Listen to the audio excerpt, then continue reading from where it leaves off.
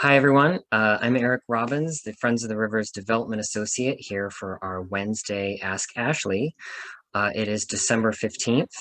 I am, of course, here with the aforementioned Ashley, as in Ashley Overhouse, our Resilient Rivers Director. Hi, Ashley. Do you want to introduce yourself to everyone again? Sure. Thanks, Eric. Hi, everyone. Again, I'm Ashley Overhouse. I'm the Resilient Rivers Director at Friends of the River, which means that I'm part of their policy team. I work with Ron Stork on a number of important water advocacy issues. And today's a really critical day for our state, and we'll explain how to take action and what you should care about. I think that, to remind you, Friends of the River is a 50-year nonprofit. We've been operating to protect and restore rivers, most importantly, a number of rivers that are threatened by projects like the ones we'll review again today. But we've really been protecting all California rivers for almost 50 years. We're committed to being the voice of the river, or a powerful voice in a lot of different settings. So the courtroom, the Capitol, and even here in front of your computer. We are committed to making sure that we have a climate resilient water future for our state, and that means valuing healthy rivers. We're facing a bit of a critical time here. We're closing in on the end of 2021, of course. But right now, as we speak, as people are hopefully watching this, the California Water Commission is discussing and making decisions on some really big, important projects. Can you inform us of what exactly the California Water Commission is? Our bureaucracy is a little dizzying. That's fair. No problem. So the California Water Commission is another water agency for the state of California, but this one is made up of a board that's appointed by the governor. So they are actually political appointees, not elected by through the ballot box, so to speak. And the California Water Commission makes really important determinations for where public funding goes for certain water projects. So right now, during the California Water Commission meeting, they're making financial determinations for three major dams, which will have a huge impact on water in California. They must make the decision before the end of 2021. So there's some legal obligation to make these decisions. It's even though we're only like what 12 days away from Christmas. I know, I know. So unfortunately, this is a normal time for the California Water Commission to meet, but they are under a statutory deadline of January 1st, 2022, or I should say the project proponents are actually under that deadline to make sure that the California Water Commission makes these feasibility determinations and that the projects support the Delta by then so that they continue to be eligible for public funding under Prop 1. It's a pretty convenient timing for the proponents of these dams that, that we're also distracted with the holidays. Yeah, so obviously we're opposed to deadbeat dams here at Friends of the River. And you had mentioned Proposition 1. That was a proposition which was approved by the California voters back in 2014, I believe, and that dedicated several $billions to water projects at large, but also 2.7 billion specifically to water storage. Is there anything more we need to know there? Yes. So Proposition 1 was actually a really important measure for the state of California, and it really directed, a great deal of money for California water programs and restoration projects, but unfortunately directed 2.7 billion for water storage. Some of that did go to important groundwater storage projects, but most of it, unfortunately, was allocated to new surface water storage projects, and three of them are still alive today. Yeah, and obviously I think we're all probably aware of the obvious harms of dams: blocked rivers, less fish passage, inundating beautiful spaces. But since then, have we learned anything more about any indirect or not obvious harms of dams? Like what else are these dams doing to us? Oh, that's a good question. We've learned actually recently that surface water storage actually increased greenhouse gas emissions, which is not great considering the climate crisis. And the infrastructure itself is also vulnerable to climate impacts and poses a safety hazard to downstream communities. So when you get an atmospheric river storm like we did with Oroville Dam, you saw a spillway failure there. And there's actually high hazard dams all across the state that could potentially have the same thing happen to them and will happen more often as we are experiencing climate impacts. Unfortunately, also with surface water storage, as we are experiencing an increase in temperature, there will be an increase in evapotranspiration, which just means that the water will evaporate. We cannot store water as well in giant lakes like we used to. So really, frankly, with climate change, it is more resilient to have groundwater storage and other means of downsizing our water demand as we move forward. Yeah, so there are three projects in particular that FOR is focused on today that are being discussed at the Water Commission meeting. And don't worry, folks, if you miss the California Water Commission meeting today, this is a continuing process, so you'll be able to chip in after the fact. And that first project is the Sites Reservoir project. What should we know about sites? Great question. So Sites Reservoir is being proposed north of Sacramento, and the current plan is actually pretty dangerous for our community. It's an off-stream reservoir that will flood over 13,000 acres of land. It'll deplete taxpayer pocketbooks as well as deplete salmon populations, frankly. The water diverted for sites to fill will divert from the Sacramento River, so much so that it's environmentally irresponsible. And additionally, taxpayers will foot the bill between 3 to 3.5 billion. That's a lot of billions. And so this is an off-river project. I think we're all probably more familiar with on-river projects. How does the off-river project differ? Is the same different damages, same damages? They're different damages. So that's a good question. I think that it's important to note that sites is diverting water from active rivers. So through canals, you're taking water out of the riverbed, whereas on-stream river or on-stream dams, such as New Bullard's Bar or Orville, actually impound, what we call impound, an actual natural river waterway, which does really devastate the entire ecosystem. Sites Reservoir has less impacts to the river itself, where it's diverting water from, but it's still devastating in and of itself. The reason why is because this beautiful picture here in front of you will be flooding all that whole entire canyon, which is not naturally flooded. So not only will be destroying a unique habitat and any wildlife or species that rely on that habitat, but then as that habitat dies, it'll be releasing off additional gases, and then it'll frankly potentially cause additional water quality issues.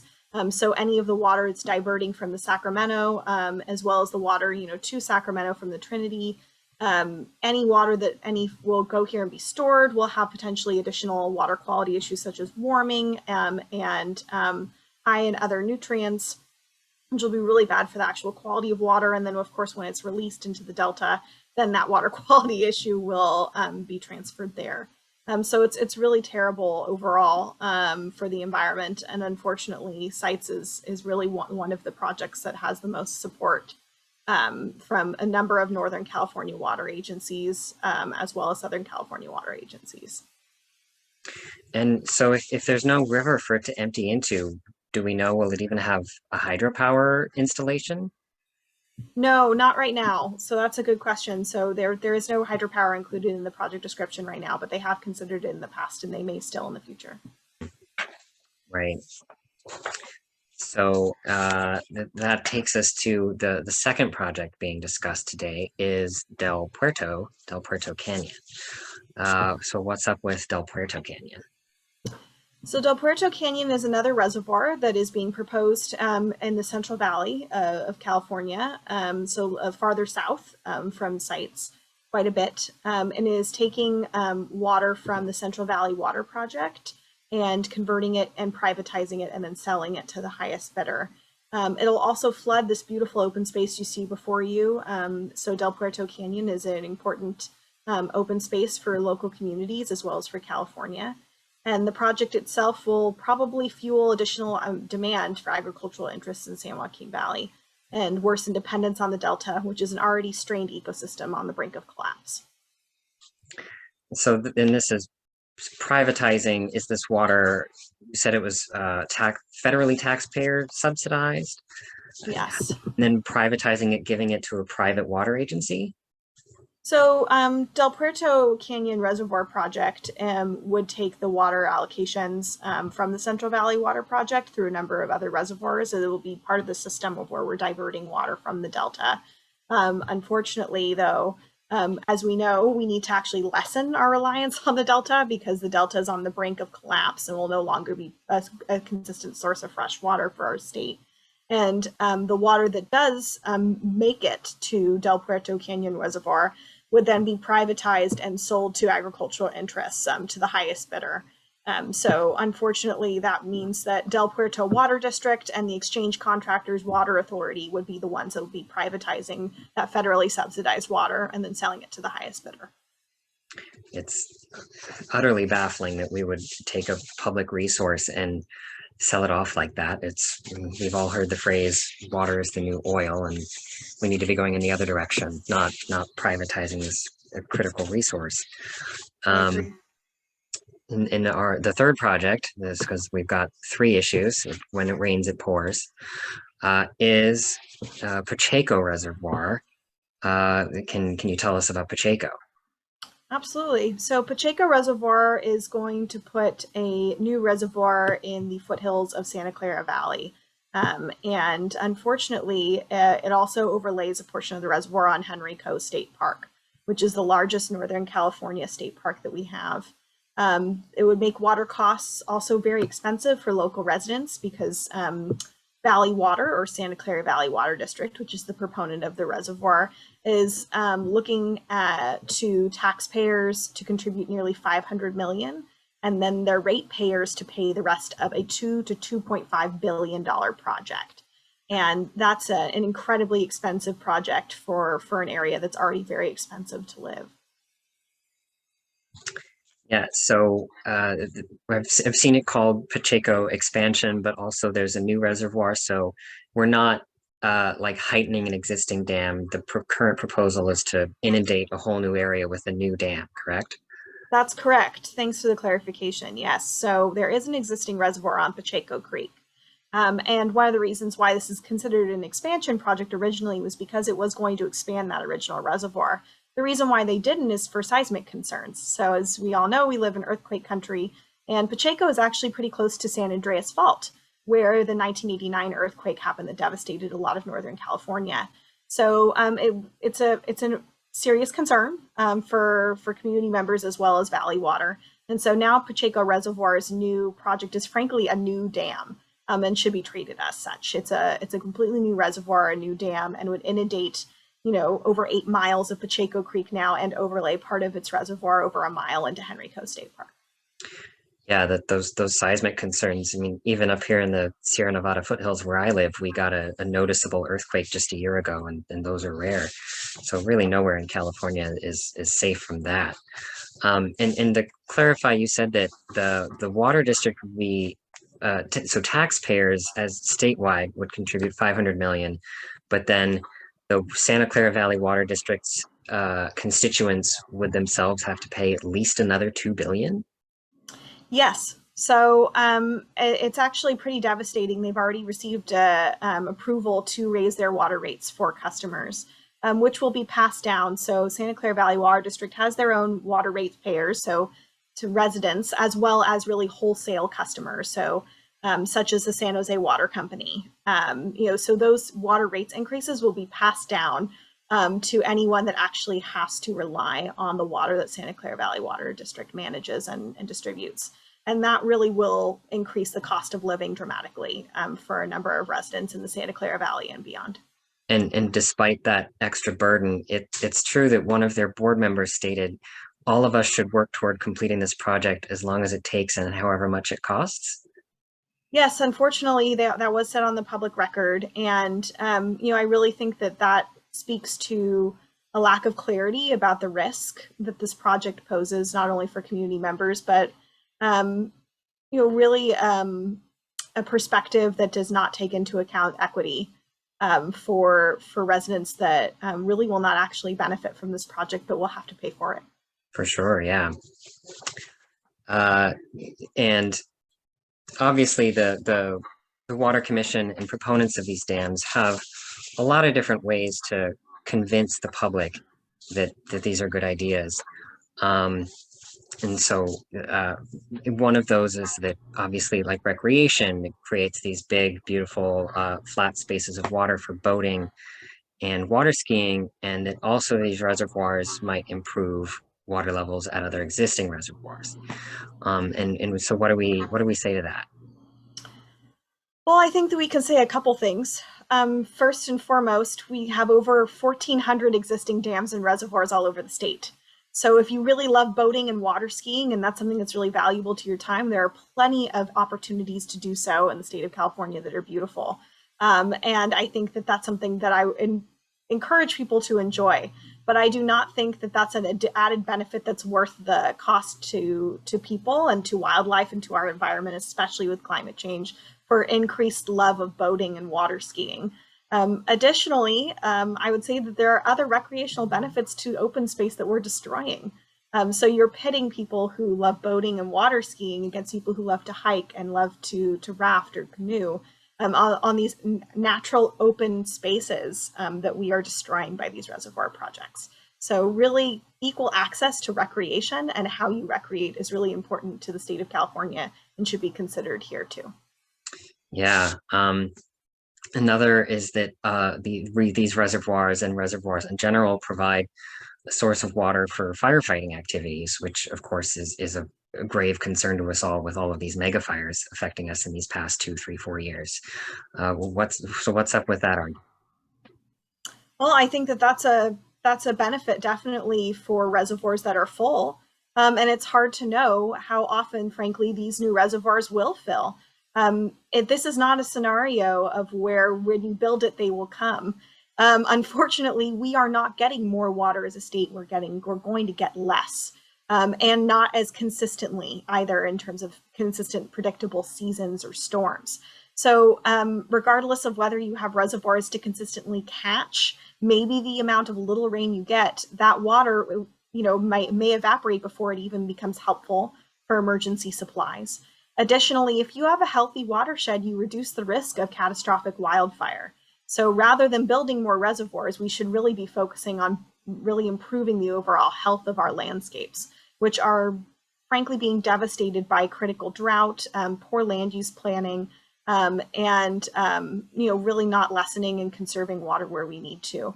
So if we have healthier watersheds, we reduce the risk of catastrophic wildfire, which will reduce the risk of needing those emergency supplies in the first place. Yeah. Yet another one is that they're saying these additional water supplies could help with emergency delta levee failures or other problems with the delta, such as contamination, and that there are other unquantified benefits to the delta by building these projects, which is contrary to, of course, what a lot of us hear, where the delta is being harmed by these reservoirs. So what's happening there? Well, it's a little complicated. That's a good question. So actually, as I said, yeah, all three reservoirs actually do rely on additional water from the delta, which strain an already,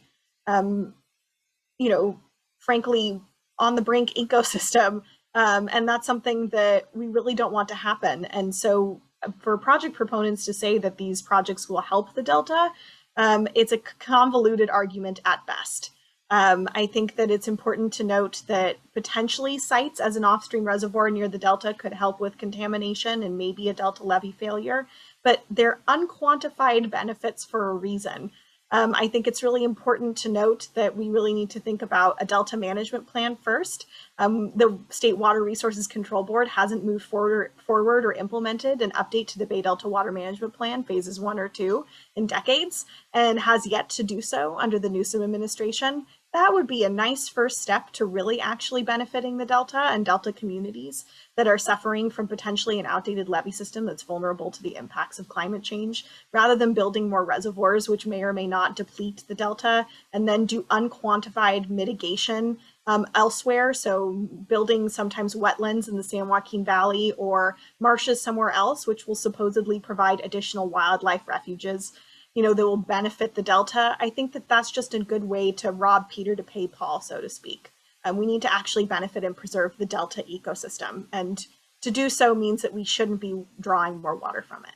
Yeah, as you say, it's easier to keep an existing ecosystem than rebuild one from scratch somewhere else.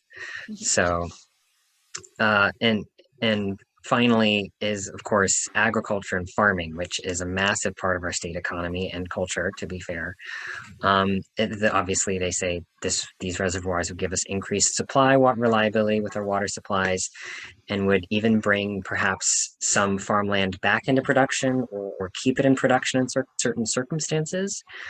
Um, is that true? Do we know? So we actually don't know. One of the things that I said before, which I think is still applicable here, is that you can't build it and more water will come.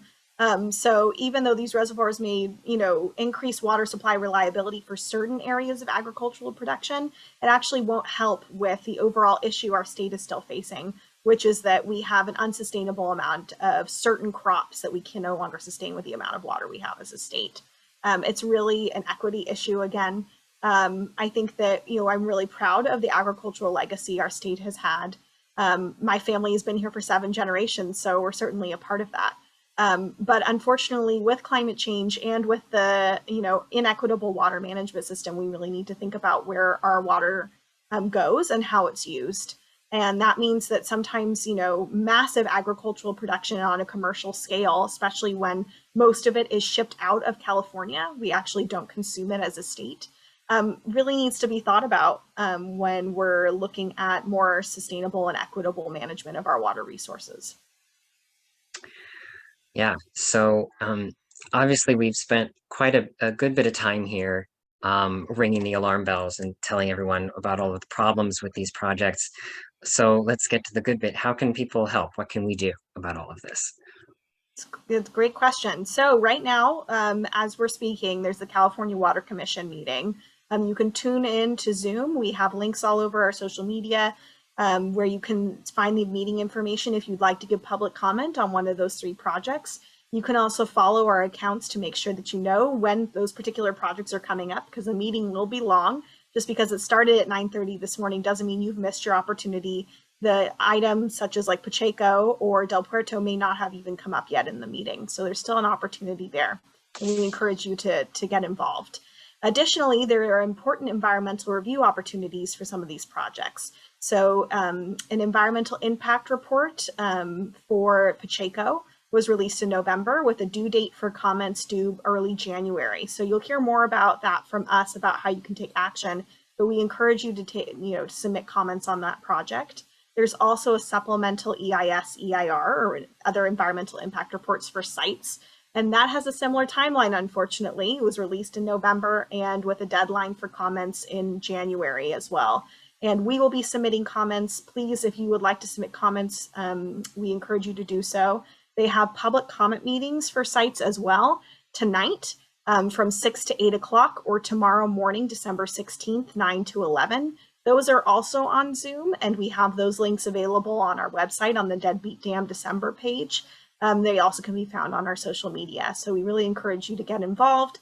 Please make sure that your voice is heard about why you're concerned about these projects.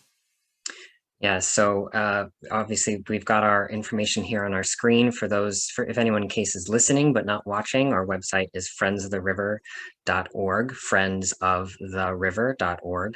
You can find us on Twitter at Cal Rivers, and on Instagram, Facebook, and YouTube with just our organizational name, Friends of the River. And as Ashley said, the meeting is happening now, but this is an ongoing process, and there are further deadlines in January, which we will alert people to either through our newsletter, The River Advocate, or through special action alerts via email and social media. And if you'd like to receive those, again, you can sign up for our newsletter on our website at friendsoftheriver.org, and we would keep you in the loop, because obviously we need to keep the public engaged in this process in order to keep an eye on some of these really, really dangerous projects, which we don't know where they're going, but basically there's a lot of powerful forces pushing them forward. Any closing thoughts, Ashley? I just want to make sure that people understand that it's not that we're just against deadbeat dams. We're against, the dam projects that really are not the most resilient way forward for our state. They really harm rivers, but they also harm our communities. Could you imagine just what a fraction we could do with the billions of dollars we just talked about? to actual resilient water solutions, such as stormwater capture, water recycling, existing groundwater storage expansion, and ways to draw down demand. Just imagine what we could do, just a fraction of that money that we could allocate instead to those solutions to really make sure we value healthy rivers and face our water challenges in a responsible, sustainable way. I encourage you all to make sure that you think about that in mind and really support Friends of the River, because we're trying to advocate for a more water resilient future, and we need you to do that. Thank you. Yeah, a little bit of imagination and vision can go a long way. So thanks, folks, for joining us. Again, I am Eric Robbins, joined by Ashley Oberhaus for our weekly, bi-weekly Ask Ashley. You can visit our website, friendsoftheriver.org, for more information, contribute, sign up for our newsletter, and get involved. So thanks. I hope everyone has a great day. If you're watching live, go tune into those meetings and give some comment about why you're concerned about these dams. Otherwise, we will see you on the other side. Thanks, folks.